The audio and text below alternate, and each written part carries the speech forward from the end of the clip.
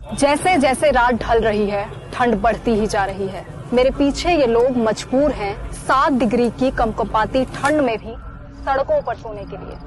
ऐसे में काम इंसान अपने घर में रजाइयों और हीटर की मदद से ठंड से बच जाता है। जब कभी तुम सामने पीड़ित किसी को देखते हो या किसी असहाय दुर्बल के दुखों को जानते हो, तब कभी आवाज मन से न्याय की उठती ही होगी।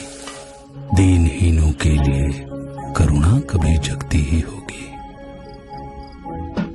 पर कभी बढ़ने की आगे हिम्मत जब टूट गई होगी, मैं अकेला क्या कर लूंगा ऐसी सोच रोकती होगी, तब तुम्हें मैं साहस का एक मूल मंत्र बतलाता हूँ। ये वीर कौम कैसे जन्मी, ये कथा तुम्हें सुनाता हूँ। जुल्म हुआ हो चाहे जितना, आदर्शों पर रहे अटल, संत से कोमल हैं वो और वीर भी बेहद प्रबल।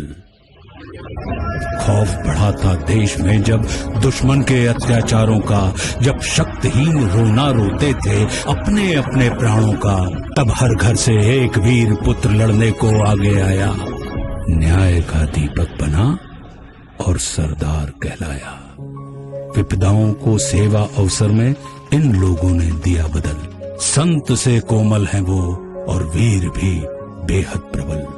गिनती जिनके लिए युद्ध में मायने ही नहीं रखी कभी, आगे कितने लाखों की सेना ही क्यों ना खड़ी रही, लेकिन उस सरदार के पैर डर से फिर भी मुड़े नहीं। राष्ट्र सुरक्षा में जिन्होंने परवाह जान की करी नहीं, अन्याय से लड़ने की समाज में इन लोगों ने करी पहल।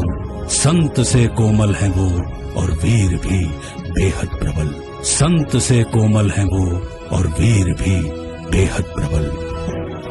मैनकाइंड फार्मा सिखों के सिखाए कुछ ऐसे ही जज्बे के साथ, दिल में कोमलता, रफ्तार में प्रबलता और जुबान पर भारत लिए अब और भी तेजी से बढ़ रहा है। हम सैल्यूट करते हैं हर उस सिख को जिन्होंने भेदभाव मिटाकर हमेशा समाज को जोड़ने की बात की।